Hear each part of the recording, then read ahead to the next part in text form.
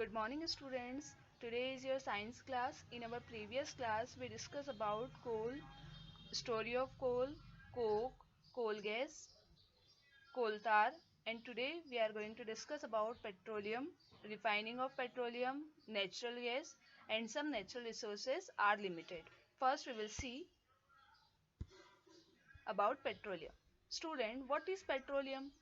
Petrol and diesel are obtained from natural resources are called petroleum. Petrol और diesel जिन्हें हम natural resources से derive करते हैं इन्हें कहा जाता है petroleum. The word petroleum is made up of two words. One is petra means rock and second one is oleum means oil.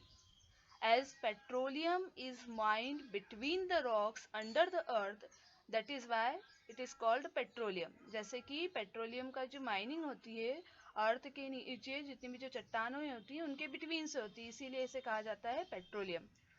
Where petroleum is used, like petrol is used as a fuel in light automobiles such as motorcycles, scooters and cars.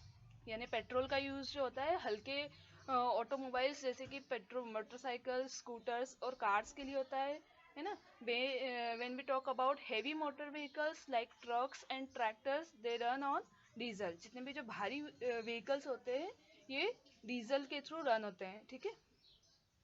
Next, how petroleum is formed, यानी petroleum का formation कैसे होता है. Petroleum was formed from organism living in the sea. Petroleum का निर्माण जो समुद्र में रहने वाले जितने भी जो ऑर्गेनिज्म हैं उनकी वजह से हुआ था. एज दीज ऑर्गेनिज्म डाइड, जब ये ऑर्गेनिज्म डाइड हुए their bodies settle at the bottom of the sea. तो इनकी बॉडीज जितनी भी जो थी वो सी के बॉटम में सेटल होने लगी. And got covered with a layer of sand and clay. और धीरे धीरे ये किससे कवर्ड हो रही थी, सैंड के थ्रू और क्ले के through.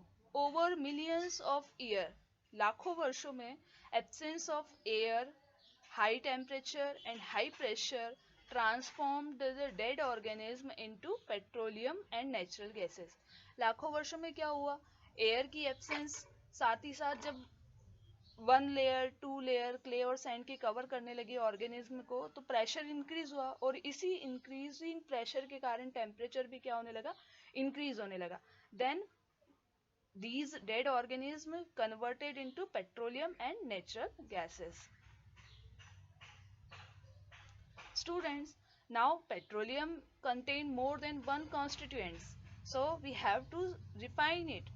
But before it we will see how petroleum is a dark oily liquid. Petroleum कैसा होता है, डार्क ऑयली लिक्विड होता है. It has an unpleasant order. इसकी जो स्मेल होती है बहुत ही ज़्यादा अप्रिय होती है, बिल्कुल हमें पसंद नहीं होगी, अच्छी स्मेल नहीं होती है. It is a mixture of various constituents. ये बहुत सारे कॉन्स्टिट्यूएंट का मिक्सचर होता है. अब ये कॉन्स्टिट्यूएंट कौन कौन से हो सकते हैं, such as petroleum gas, petrol, diesel, lubricating oil, paraffin wax etcetera. यानी पेट्रोलियम सिर्फ एक ही कंपोनेंट नहीं है, इसमें बहुत सारी चीज़ें मिक्सड होती है. और कौन कौन सी होती है, पेट्रोलियम गैस होता है, petrol, diesel, lubricating oil, paraffin wax etcetera. Now what is refining of petroleum. The process of separating the various constituent fractions of petroleum is known as refining. It is carried out in a petroleum refinery. Petroleum से उसके various constituents को fractions के form में separate out करना ही क्या है, refining है. और इसे कहाँ किया जाता है, पेट्रोलियम रिफाइनरी में. Next we will see what is the use of the various constituents of petroleum, where we use and what are the various constituents. First is petroleum gas in a liquid form. Petroleum gas किसमें, liquid के form में. और जिसका हम generally अपने घरों में करते हैं और आप क्या जानते ही हैं इसके बारे में, एलपीजी, लिक्विफाइड पेट्रोलियम गैस. ऐसी गैस जो किस फॉर्म में है, लिक्विड फॉर्म में है. और ये कैसी है, पेट्रोलियम है ना, लिक्विफाइड पेट्रोलियम गैस. पेट्रोलियम से डिराइव करते हैं हम इसे और ये लिक्विड फॉर्म में होती है. Fuel for home and industry, as a fuel use करते हैं हम घरों में और इंडस्ट्रीज में. Second is petrol. अब पेट्रोल के बारे में हमने पहले ही डिस्कस किया था कि जो लाइट ऑटोमोबाइल्स होते हैं like motor fuel aviation fuel, solvent for dry cleaning, जो आपके क्लॉथ, कई बार ऐसे क्लॉथ्स होते हैं जिसे हम वाटर से क्लीनिंग नहीं कर सकते, वहाँ पर हम ड्राई क्लीनिंग के लिए पेट्रोल का यूज़ करते हैं। Third, kerosene fuels for stove lamps and for jet aircraft. Fourth is diesel fuel for heavy motor vehicles, electric generators, जो भारी वाहन होते हैं वहाँ पर हम डीजल का यूज़ करते हैं, एंड इलेक्ट्रिक जनरेटर्स में भी हम डीजल का यूज़ करते हैं। ल्यूब्रिकेटिंग ऑयल क्या होता है, जो किसी भी मशीनरी पार्ट्स में स्मूथनेस प्रोवाइड करने के लिए हम यूज़ करते हैं ना, उन्हें ही ल्यूब्रिकेटिंग ऑयल बोलते हैं। तो एज ए फॉर ल्यूब्रिकेशन मतलब स्मूथनेस प्रोवाइड करने के लिए हम ल्यूब्रिकेटिंग ऑयल्स का यूज़ करते हैं। पैराफिन वैक्स ऑइंटमेंट के फॉर्म में यूज़ किया जाता है, कैंडल्स में यूज़ होता है, वैसलीन एज ए यूज़ करते हैं हम। नेक्स्ट इज बिटुमिन का यूज़ करते हैं पेंट्स में, रोड सरफेसिंग में यूज़ किया जाता है। Okay, it is clear.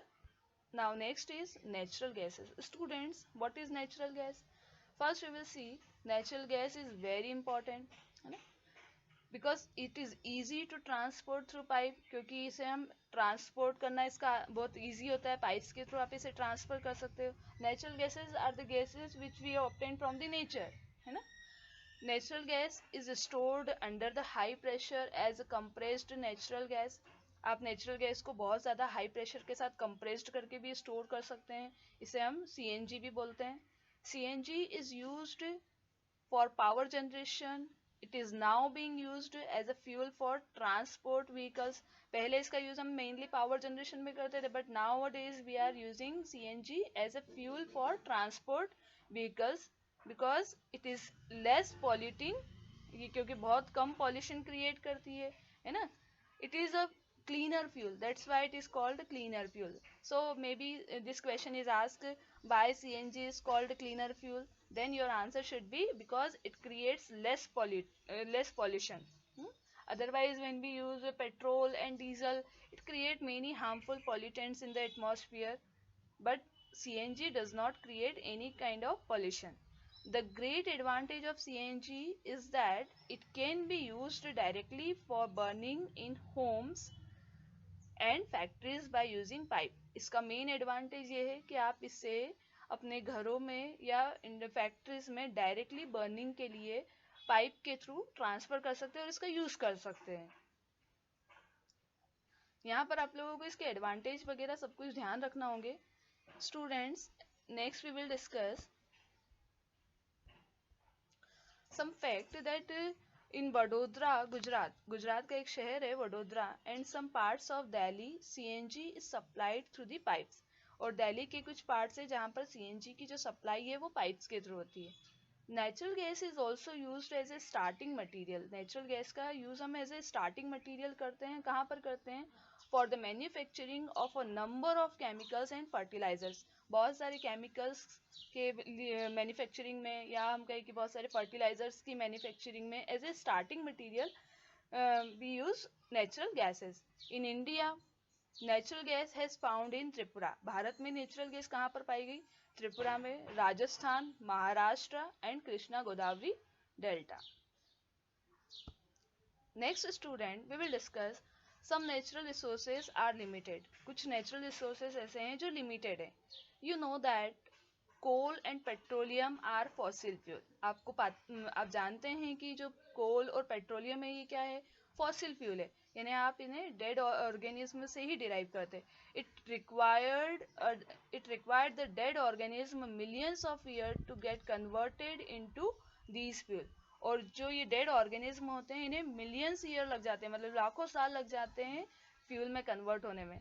On the other hand, दूसरी तरफ, the known reserve of these will last only a few hundred years.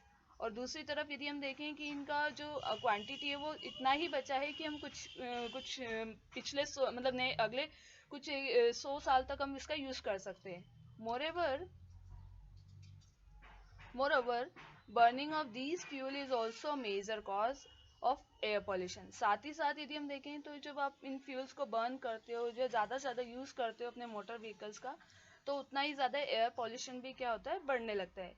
Their use is also linked to global warming. इसका use जो ज़्यादा यदि यूज किया जाता है तो ये मेनली ग्लोबल वार्मिंग के लिए भी रिस्पॉन्सिबल होता है ना। It is therefore necessary that we use these fuels only when absolutely necessary। इसलिए बहुत ज़्यादा ज़रूरी है कि हम इन फ्यूल्स का तभी यूज़ करें जब हमें बहुत ज़्यादा और अति आवश्यक है। Students, now this chapter has completed. Just repeat one more time if you have any kind of doubt or query. Okay, now we will meet in the next class. Thank you so much. Good day.